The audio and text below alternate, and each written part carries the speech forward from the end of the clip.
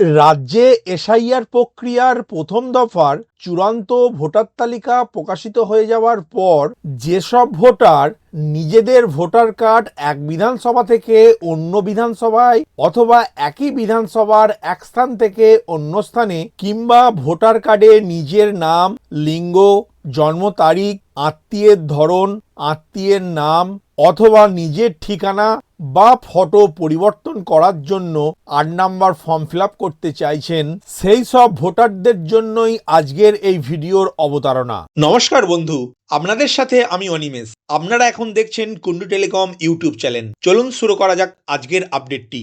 Form number ৮ পূরণ করা step by step পদ্ধতি দেখানোর আগে একটি কথা বলে রাখা দরকার, যেসব ভোটার অনলাইনে ৮ নাম্বার ফর্ম পূরণ করতে পারছেন না, নিজের আধার কার্ডের সঙ্গে ভোটার কার্ডের নামের পার্থক্যের কারণে অথবা কোনো ভোটারের আধার কার্ডে মোবাইল নাম্বার লিঙ্ক না থাকার কারণে অথবা কোনো ভোটারের আধার কার্ডে নামের পরে ডট থাকার কারণে ফর্ম পূরণ করতে পারছেন না, তারা অফলাইনে ৮ নাম্বার ফর্ম পূরণ করে ভোটার কার্ডের যে কোনো তথ্য সংশোধন করতে পারবেন এবং ফর্ম পূরণের পর আনুষঙ্গিক ডকুমেন্টস বিএলওর কাছে জমা করে কাজটি সম্পূর্ণ করতে পারবেন। ভোটার কার্ডের তথ্য সংশোধনের ৮ নাম্বার ফর্মটি অনলাইন থেকে আপনি ডাউনলোড করতে পারবেন অথবা বিএলওর কাছ থেকেও পেতে পারেন, যেটি এখন অন স্ক্রিন দেখতে পাচ্ছেন। ফর্ম ৮ ভারতের নির্বাচন কমিশন বাসস্থান পরিবর্তন অথবা বর্তমান ভোটার তালিকার তথ্য সংশোধন অথবা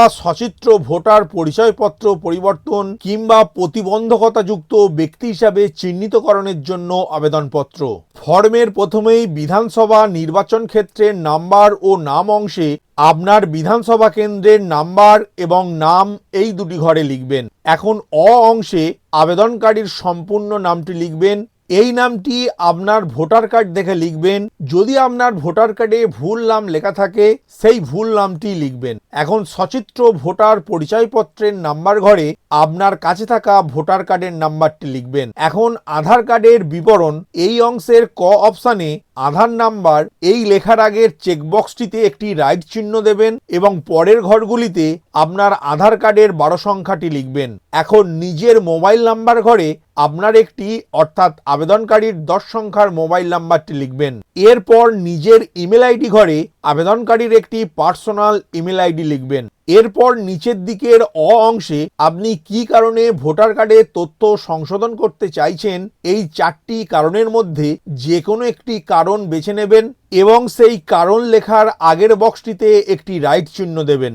এখন আপনি যদি আপনার বাসস্থান পরিবর্তনের জন্য আবেদন করতে চান, অর্থাৎ আপনি এক বিধানসভা থেকে অন্য বিধানসভায় ঠিকানা পরিবর্তন করতে চাইছেন কিংবা একই বিধানসভার এক স্থান থেকে অন্য স্থানে ঠিকানা পরিবর্তন করতে চাইছেন, তাহলে এই 1 নাম্বার অপশনটি আপনার জন্য।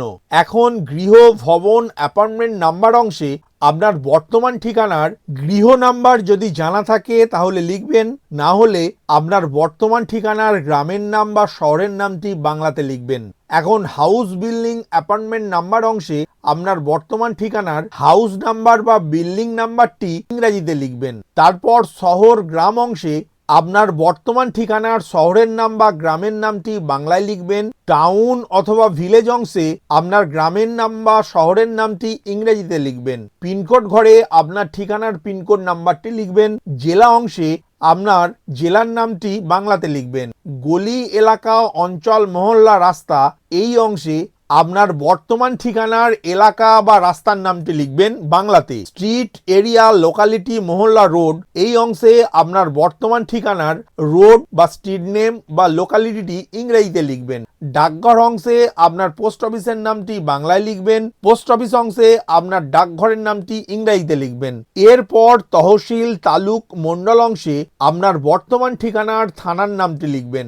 রাজ্য অথবা কেন্দ্রশাসিত অঞ্চল অংশে পশ্চিমবঙ্গ কথাটি লিখবেন।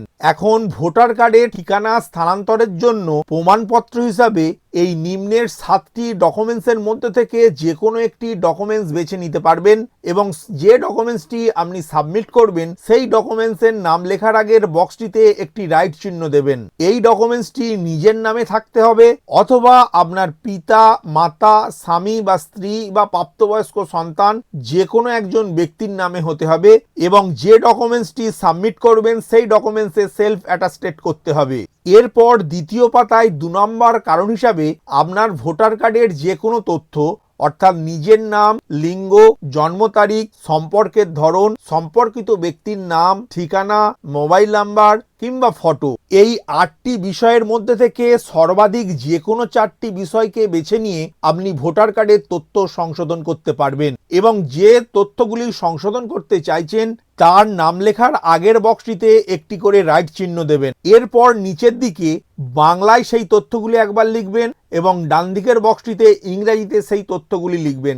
এখানে 2টি বিষয় খেয়াল রাখবেন, এইখানে লেখা তথ্যগুলি সব সঠিক দেবেন এবং কোন কোন তথ্যগুলি পরিবর্তন বা সংশোধন করতে চাইছেন তার সিরিয়াল নাম্বারটি দিতে ভুলবেন না এবং তথ্য সংশোধনের উপযুক্ত প্রমাণ হিসাবে সেলফ অ্যাটাস্টেড করা নথি এই ফর্মের সাথে জমা করবেন। যদি আপনার ভোটার কার্ডের ফটো পরিবর্তন করতে চান তাহলে এই ডান দিকের বক্সটিতে একটি রঙিন পাসপোর্ট মাপের ফটো আঠা দিয়ে লাগাবেন।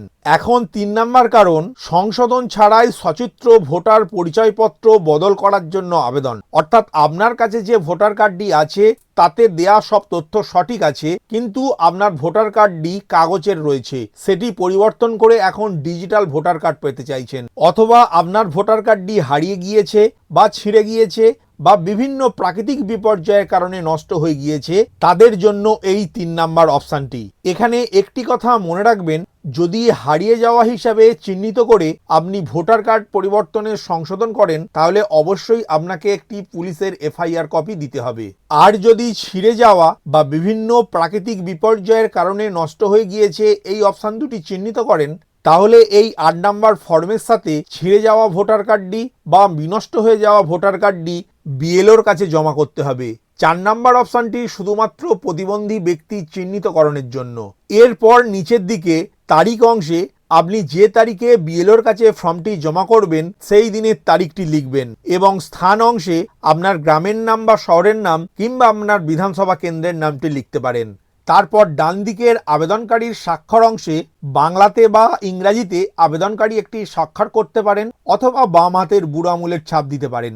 তো বন্ধুরা, আজকের আপডেটের এই ভিডিওর মাধ্যমে আপনাদেরকে বোঝাতে পারলাম অফলাইনে কিভাবে 8 নম্বর ফর্ম পূরণ করে আপনার ভোটার কার্ডটি এক বিধানসভা থেকে অন্য বিধানসভায় অথবা একই বিধানসভার এক স্থান থেকে অন্য স্থানে পরিবর্তন কিংবা ভোটার কার্ডের বিভিন্ন তথ্য সংশোধন অথবা ভোটার কার্ড হারিয়ে গেলে বা শুধুমাত্র ভোটার কার্ডের ফটো পরিবর্তন করবেন কিভাবে তার সম্পূর্ণ পদ্ধতিটি। ভিডিওটি প্রথম থেকে শেষ পর্যন্ত দেখার জন্য ধন্যবাদ। এই ইনফরমেটিভ আজকের আপডেটটি আপনার বন্ধু ও পরিচিতদের জানাতে বেশি বেশি করে শেয়ার করবেন আর অবশ্যই কমেন্ট করবেন ভিডিও সম্বন্ধে আপনার কোনো ডাউট বা জিজ্ঞাসা থাকলে এবং আপনার কোনো মতামত জানাবেন। ভালো থাকবেন, সুস্থ থাকবেন।